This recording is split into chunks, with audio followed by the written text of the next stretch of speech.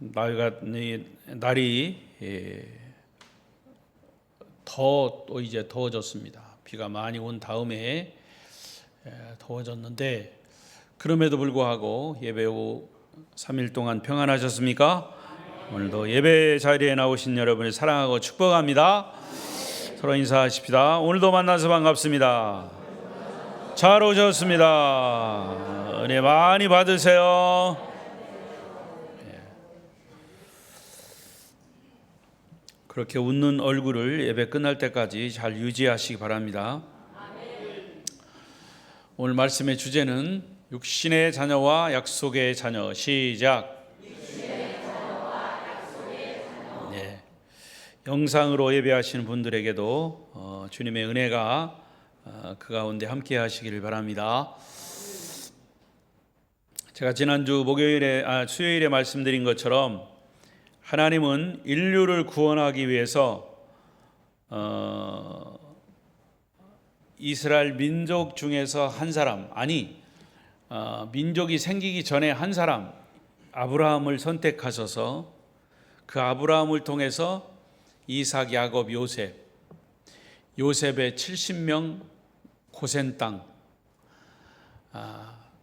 이런 역사를 통해서 사실은 이스라엘 민족을 형성하셨습니다.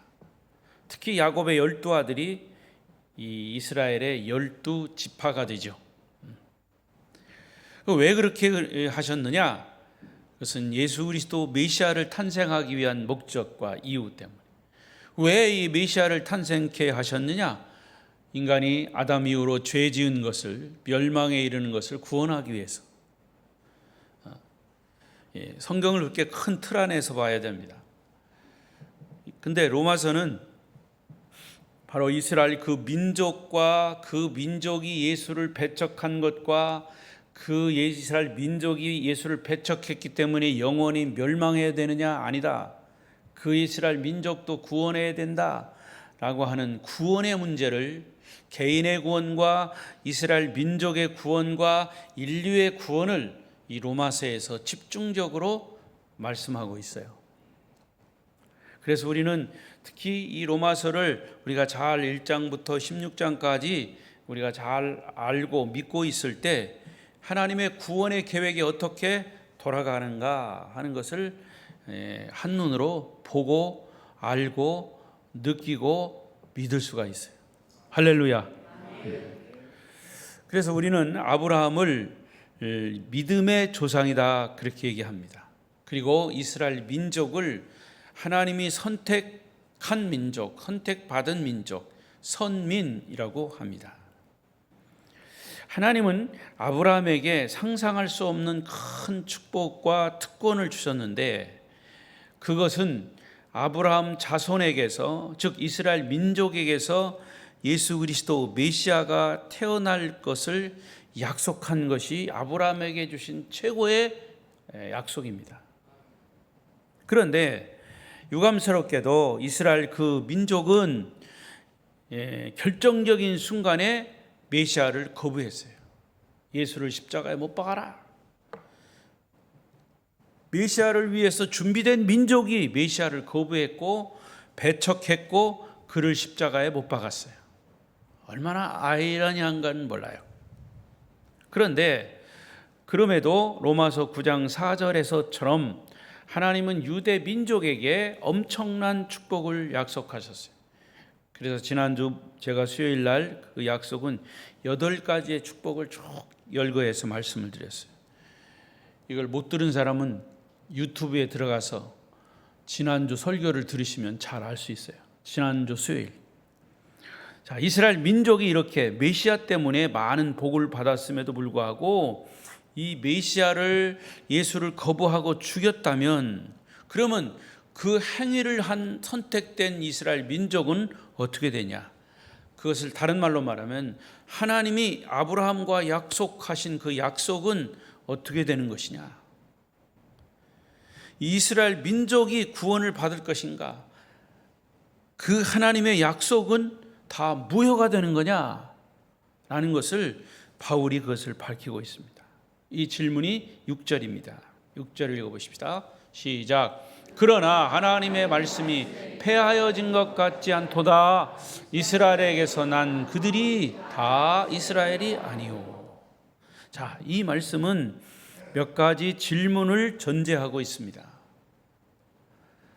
첫째, 6절, 하나님의 말씀이 폐하여진 것 같지 않다라고 하는 말 속에는 하나님의 약속이 폐하여졌냐? 이런 질문을 전제하고 있는 거죠. 그러니까 아니다, 폐하여진 것이 아니다, 이렇게 대답하는 거예요. 그러니까 바울이 스스로 질문하고 그 질문에 대해서 답을 주면서 이스라엘 민족에 대한 구원을 지금 설명해 나가고 있는 거죠. 그래서 사실은 이 로마서 9장에는 몇 가지 질문이 나와요. 첫 번째, 6절에 있는 것처럼 하나님의 약속은 폐하여졌느냐? 무효됐느냐? 왜? 이스라엘 민족이 메시아를 탄생시켜야 되는데 그 민족이 예수를 배척했기 때문에 하나님의 약속은 무효된 거냐? 첫 번째 질문. 두 번째 14절 질문은 그러면 하나님이 불의가 있느냐 그랬죠? 하나님이 불의하신 분이냐? 의롭지 않고 불의하신 분이냐? 이렇게 질문을 했고요.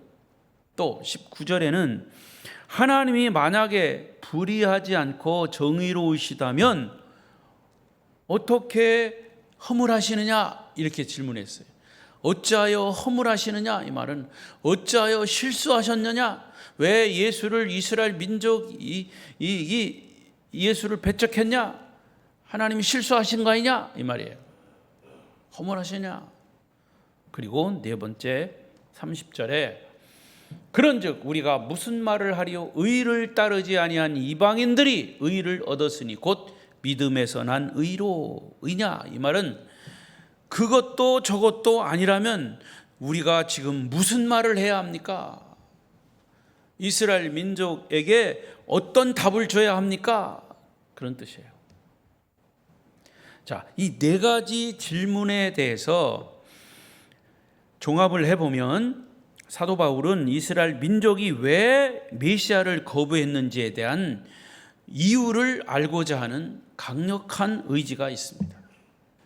이거는 바울이 알고 있으면서도 이런 질문을 하면서 이 질문에 대해서 스스로 답변하면서 이스라엘 민족 또 세계 이방인에게 이스라엘 민족도 구원을 얻어야 된다. 구원을 얻을 수 있다. 이스라엘 민족은 당연히 구원받아야 할 존재들이다. 이렇게 강력하게 어필을 하는 거예요, 사실은.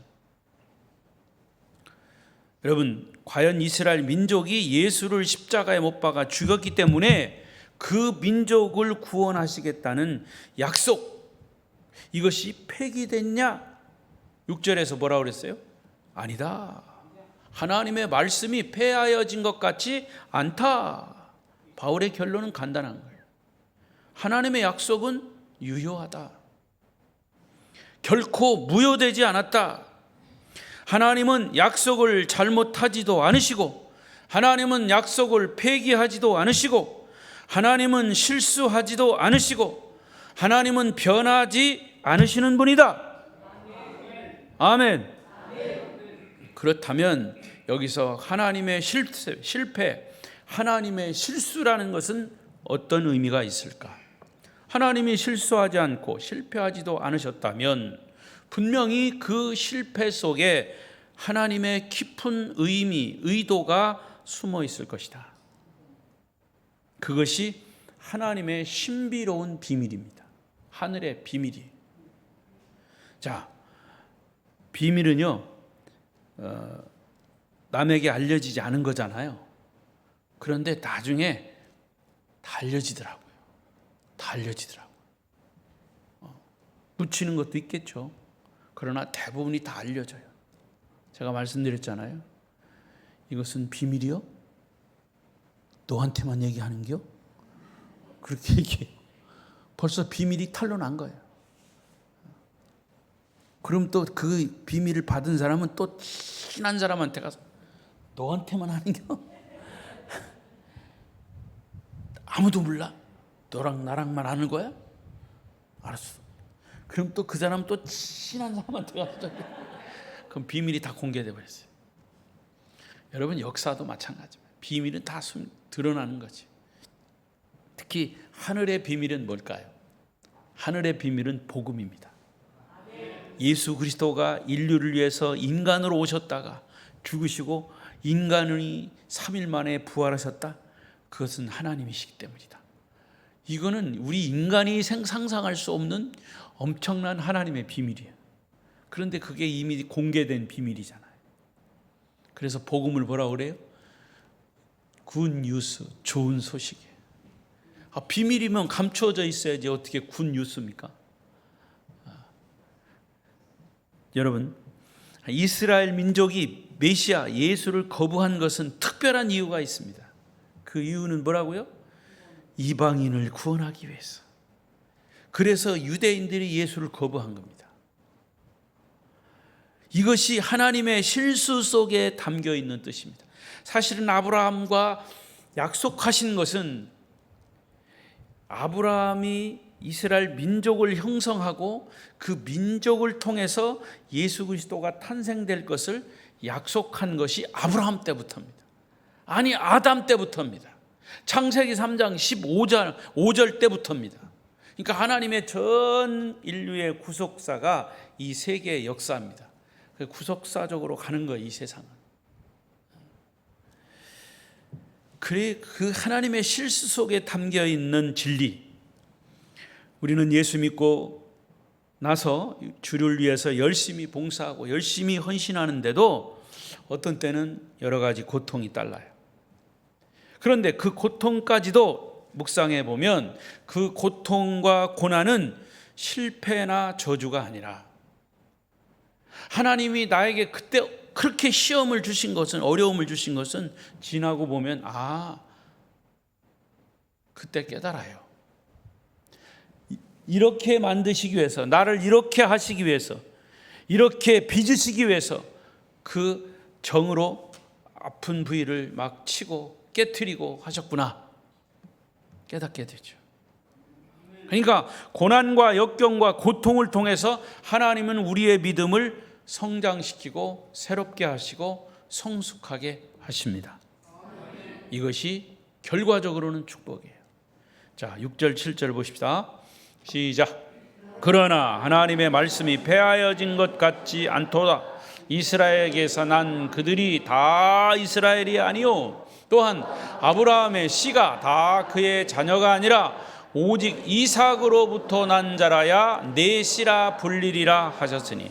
자, 이스라엘에게서 난 그들이 다 이스라엘이 아니고 아브라함의 씨가 다 그의 자녀가 아니다라고 했습니다. 자, 이 말은 바꿔 말하면 유대인들 모두가 다 예수를 배척한 것이 아니야. 유대인들 중에는 예수를 배척한 사람도 있지만 예수를 환영한 사람도 있어. 보세요. 예수님의 어머니 마리아는, 예수님의 아버지 요셉은 유대인입니다. 예수님을 제일 처음으로 영접한 세례 요한도 유대인입니다. 예수님의 12 제자도 유대인이에요. 예수 믿는 사람들을 박해하다가 예수를 믿게 된 바울도 유대인이에요. 예루살렘 초대교회 교인들은 거의 다 유대인들이에요. 이렇게 유대인 전부가 다 예수를 배척한 것이 아니다. 소수의 유대인들은 주님을 기쁘게 영접한 사람들입니다. 그들은 다 메시아를 만났습니다. 그러나 대다수의 유대인들은 예수를 배척했다는 거죠. 그래서 이런 사실을 바울은 좀 더 구체적으로 설명합니다. 8절 시작. 곧 육신의 자녀가 하나님의 자녀가 아니요 오직 약속의 자녀가 씨로 여기심을 받느니라. 문제를 해결하는 열쇠가 8절의 말씀입니다. 여기에 육신의 자녀와 약속의 자녀가 나옵니다. 이 세상은 육신의 자녀와 약속의 자녀, 즉 하나님의 자녀로 나누어져 있습니다. 육신의 자녀가 모두가 다 하나님의 자녀는 아니에요. 그렇죠? 엄마 아빠가 결혼해서 나를 낳았어. 육신의 자녀예요. 이 세상 모든 사람들이 다 그래. 다 육신의 자녀예요. 그러나 우리가 이 세상에 다 태어났다고 다 예수 믿는 거 아니잖아요. 다시 말하면 다 하나님의 자녀가 아니잖아요. 그 말입니다. 육신의 자녀와 하나님의 자녀는 다르다. 마찬가지로 이스라엘이라고 다 이스라엘이 아니다. 이스라엘 백성 중에도 육신의 자녀가 있고 하나님의 자녀, 약속의 자녀가 있다는 말이죠. 그러면 육신의 자녀는 누굽니까? 말씀드린 대로 육신의 자녀는 남녀가 결혼해서 일반적으로 낳은 아이를 낳는 거예요. 유대인들도 남녀가 결혼해서 자녀를 낳았어요. 다 육신의 자녀예요. 그러나 약속의 자녀는 태어나기 전부터 약속이 되고 예언이 되고 하나님의 부름을 받은 자녀를 말합니다. 자, 이스라엘의 이 아브라함에게는 지금 이제 얘기가 됩니다만은 이 아브라함이 육신의 자녀가 있고 약속의 자녀가 있죠. 사도 바울은 이 육신의 자녀와 약속의 자녀에 대한 두 사람의 예를 들어 설명합니다. 첫째는 아브라함과 또 하나는 이삭입니다. 하나님이 갈대아 우리에 있는 아브라함을 불러내셔서 그를 부르신 이유는 역시 인류를 구원할 메시아를 보내기 위해서, 그리고 그를 믿음의 조상으로 삼으셨어요. 자, 그 말씀은 우리가 너무나 잘 아는 창세기 12장 1절부터 3절이죠. 읽어요. 또 시작.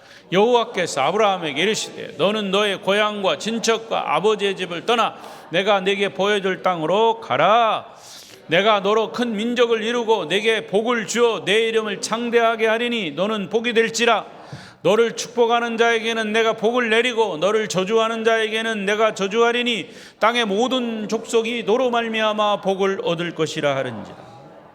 라고 아브라함과 하나님이 약속을 하셨어요. 그리고 내 몸에서 복의 씨가 태어날 것이다 라고도 약속하셨어요.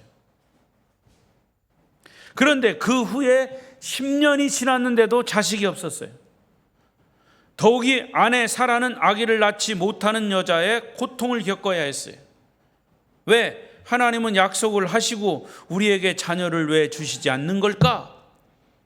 부부는 고민을 하다가 결국 인간적인 방법을 선택해서 아브라함이 아기를 낳을 수 있도록 사라의 몸종인 하갈을 통해서 이스마엘을 낳았어요.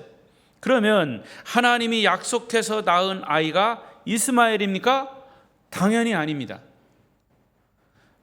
이스마엘이 태어날 후에도 하나님이 야, 너는 그 아들은 약속의 자녀가 아니야 라고 하나님 말씀하셨어요.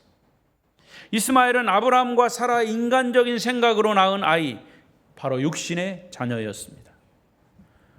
이스마엘이 태어날 때 하나님 분명히 그는 약속의 자녀가 아니라고 언급을 하셨어요. 그런데 여러분, 여기 또한 하나님의 깊은 비밀이 숨겨져 있습니다. 왜냐? 하나님은 사라가 아이를 낳을 수 없는 시간까지 기다리셨습니다. 아브라함은 그걸 기다리지 못했어요. 그러나 하나님은 일부러 기다리신 거예요. 아기를 낳을 수 없는 시간. 아브라함과 사라가 아기를 낳을 수 있을 때 낳으면 자기가 낳은 아이라고 생각할 것입니다.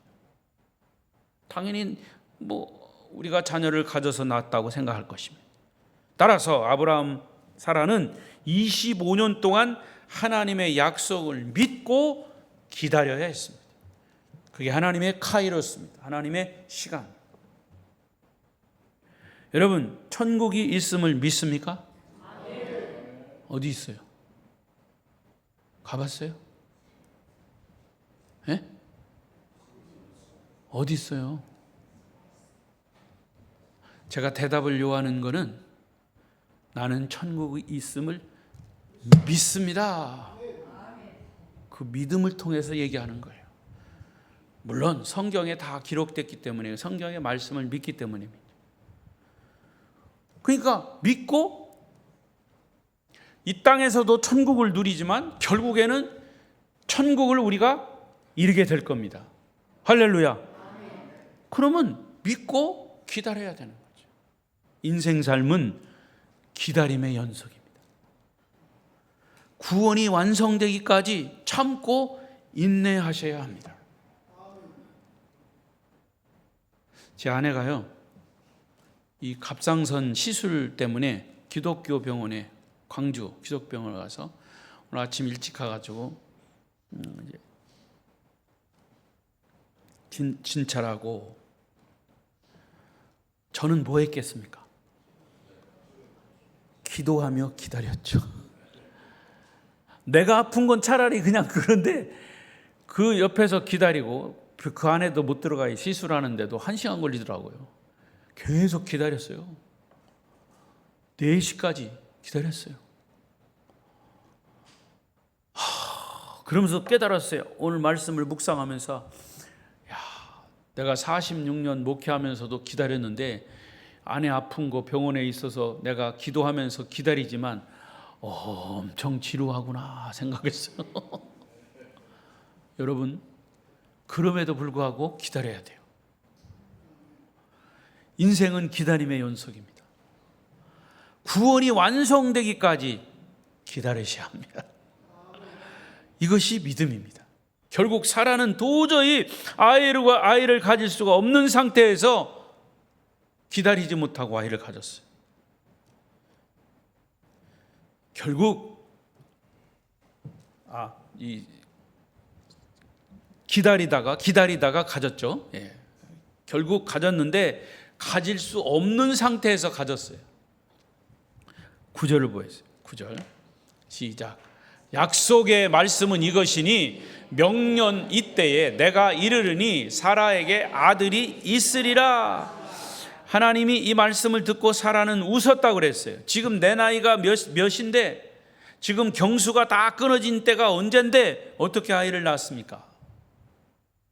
이렇게 사라가 이해되지 않은 상태에서 낳은 아기가 하나님의 약속의 자녀다. 그게 이삭이에요.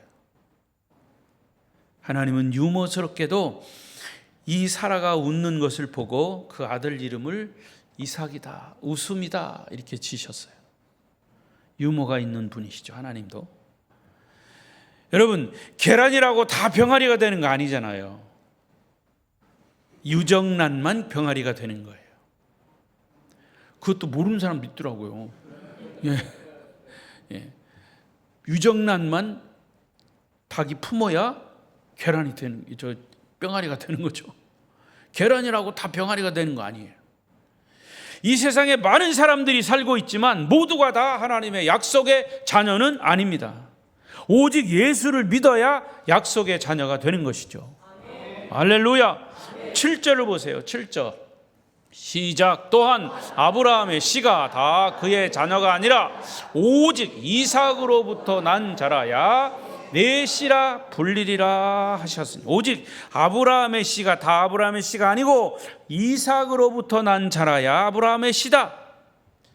이렇게 이삭으로부터 난 자가 결국 아브라함의 씨인데, 이삭으로부터 난 씨가 누굴까요? 예수 그리스도죠. 예수님은 남자와 여자 사이에서 태어나신 분이 아니에요. 공자나 석가모니나 마호메트도 다 육신의 자녀들이요. 자기 엄마 아빠가 다 있어. 그래 태어났어. 육신의 자녀. 그러나 예수님만은 약속의 자녀. 남자의 씨를 빌리지 않고 여자의 몸만 빌려서, 마리아의 몸만 빌려서 태어나신 분. 오래전부터, 태초부터 인류를 구원하기 위해 약속되고 예언되어서 아브라함 때부터 모세와 다윗의 계보를 통해서 태어나신 분. 그렇다면 여러분도 대답하세요. 여러분은 육신의 자녀입니까? 약속의 자녀입니까? 오늘 설교 제목이에요. 우리는 아빠 엄마를 통해서 태어난 육신의 자녀입니다. 그러나 동시에 예수 믿고 구원받은 하나님의 자녀이기에 약속의 자녀입니다. 할렐루야. 육신의 자녀로 태어났지만 예수를 영접하고 구원받았기 때문에 약속의 자녀가 된 것입니다. 그런데 바울은 10절 11절에서 아주 더 기가 막힌 이야기를 합니다. 10절 11절 시작. 그뿐 아니라 또한 리브가가 우리 조상 이삭 한 사람으로 말미암아 임신하였는데 그 자식들이 아직 나지도 아니하고 무슨 선이나 악을 행하지 아니한 때에 택하심을 따라 되는 하나님의 뜻이 행위로 말미암지 않고 오직 부르시는 이로 말미암아 서게 하려 하사. 아브라함은 인간적인 방법으로 사가를 통해서 이스마엘을 낳았어요. 이스마엘은 육신의 자녀입니다. 하지만 하나님의 약속을 따라 낳은 이삭은 약속의 자녀예요. 그런데 이삭은 하나님의 인도하심을 따라서 리브가를 아내로 맞았고 그들 사이에 쌍둥이 에서와 야곱이 탄생되었고 아브라함의 아들들은 이스마엘은 육신의 자녀이고 이삭은 약속의 자녀인 것 다 이해가 갑니다마는 이삭의 쌍둥이 아들 에서와 야곱 중에 하나님이 작은 아들 야곱을 선택한 것은 이해가 잘 되지 않아요. 하나님이 편애하신 것이 아닌가라는 생각이 들죠. 여러분 어떻습니까? 우리가 잘 아는 대로 야곱은 사기꾼이요 도둑놈이에요. 뱃속에서부터 자기 형 발뒤꿈치를 잡고 자기가 먼저 나가려고 싸움한. 에서와 야곱을 비교해보면 오히려 야곱보다는 에서가 인격적으로 나은 사람으로 보여지는데 그런데도 하나님은 야곱을 선택하셨습니다. 왜 하나님은 야곱을 약속의 자녀로 선택하셨을까? 그 이유는 멀리 갈 것 없어요. 여러분 자신을 보면 돼요. 우리는 예수 믿을 만한 자격이 없는 사람들이 지성이나 도덕이나 윤리로 위장을 해서 그럴듯하지만 우리도 야곱보다 더 나을 것이 없는 사람들이. 과연 우리가 예수 믿을 만한 자격이 있어서 하나님의 선택받은 약속의 자녀가 됐습니까? 자격이 있어서? 그러나 그럼에도 우리를 약속의 자녀로 선택받은 것은 오직 하나님의 은혜요.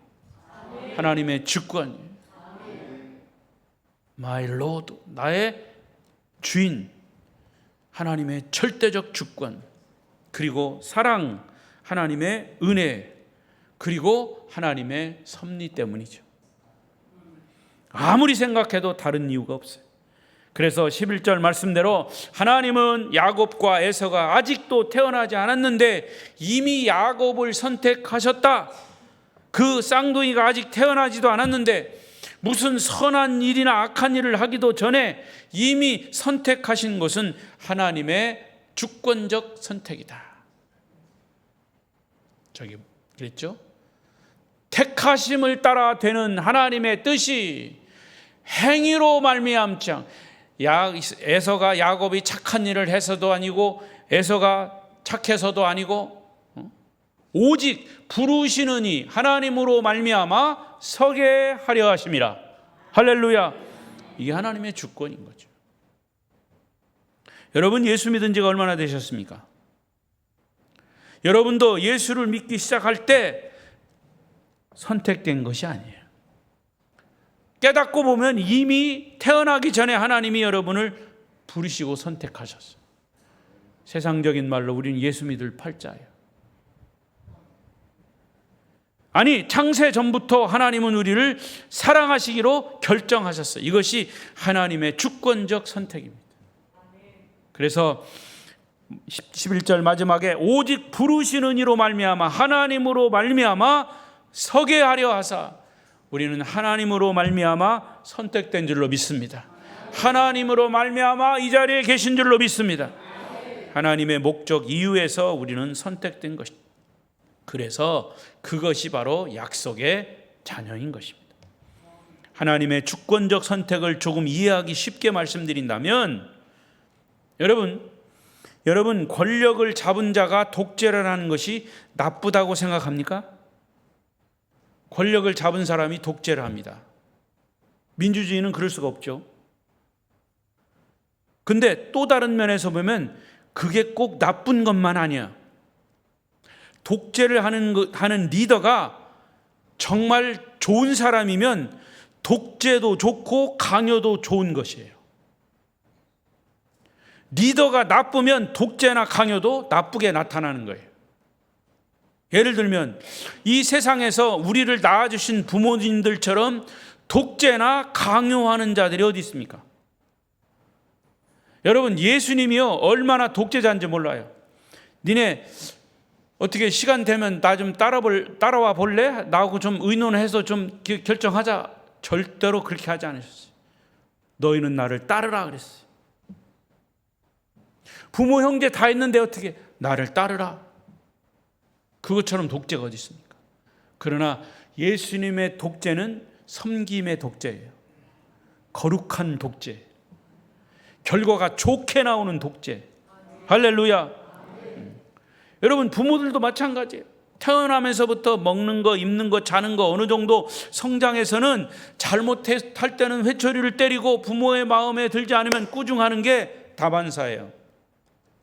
그런데 그 부모님들 보고 독재자다, 강요자다 말할 수 있습니까? 물론 개중의 부모님들은 막 폭력을 쓰고 막 성폭력을 하고 그런 나쁜 부모들도 있어요. 그러나 대부분의 부모님들은 자녀들을 사랑하기 때문에 그들을 나쁜 짓 하면 막 회초리를 쳐서라도 바른 길로 가게 만드는 게, 그게 독재죠. 만약에 부모님들이 선한 독재나 강요가 아니었다면 우리가 이렇게 아름답게 성장할 수 없는 겁니다. 결혼을 하고 아이를 낳은 후에야 결국 부모님들의 그런 독재가 아니라 그것은 사랑인 것을 비로소 깨닫는 거죠. 마찬가지로 하나님은 사랑의 독재자이십니다. 우리와 의논하지도 않고 당신의 독생자를 아낌없이 우리에게 다 주셔서 십자가에 못 박아 죽게 하시고 그리고 우리를 구원하신 겁니다. 여러분이 예수 믿고 구원받으신 것은 얼마 되지 않지만 하나님은 태초부터 여러분을 구원하시기로 계획하시고 약속하셨기 때문에 우리는 약속의 자녀가 된 것입니다. 여러분이 약속의 자녀가 아니라면 어떻게 주님의 살과 피를 마실 수 있습니까? 어떻게 하나님의 자녀가 되는 권세를 가질 수 있습니까? 우리가 약속의 자녀가 되었다는 사실을 깨닫는 순간 우리는 이스라엘 민족에게 주신 지난주 말씀드린 4절에 말씀드린 5절에 말씀드린 8가지의 축복이 우리에게도 내려진 겁니다. 이제 말씀을 뵙겠습니다. 성도 여러분, 하나님은 이스라엘 민족에게 약속한 그 특권과 축복을 저와 여러분 약속의 자녀들에게 동일하게 주셨음을 믿습니다. 우리 약속의 자녀의 특권과 축복을 우리가 누릴 수 있는 거죠. 자녀되는, 양자되는 특권, 영광을 받는 축복, 예배를 드릴 수 있는 특권, 성경의 수만 가지의 약속을 우리에게 주셨고 기록된 성경 말씀 자체를 주셨고 믿음의 조상들, 성경에 나오는 믿음의 조상들을 삶의 기준점, 표상으로 주셨고 가장 최고의 축복인 예수님을 우리의 구세주로 주신 것의 축복입니다. 믿으시기 바랍니다. 이런 축복이 약속의 자녀인 여러분에게 항상 그것을 인지하고 상기하며 우리는 하나님의 약속의 자녀다. 그 약속의 자녀인 것을 인식하고 사실은 누구 때문에? 이스라엘 민족 때문에, 그 유대 민족 때문에 우리가 구원받게 된 것이지. 그래서 유대 민족에 대한 사랑의 빚도 우리는 졌습니다. 그래서 그 빚도 갚아야 합니다. 그래서 이스라엘 민족을 위해서 그들의 구원을 위해서 기도해야 할 그런 중차대한 중보 기도의 숙제가 있는 겁니다. 그래서 주보에도 제가 기록해놨잖아. 이스라엘 민족의 구원을 위해서 기도하십시오. 그냥 하라는 게 아니에요. 다 이유가 있는 거죠. 우리는 사랑의 빛을 진 자들이기 때문에 약속의 자녀의 축복을 누리시기를 축원합니다. 기도하십시오.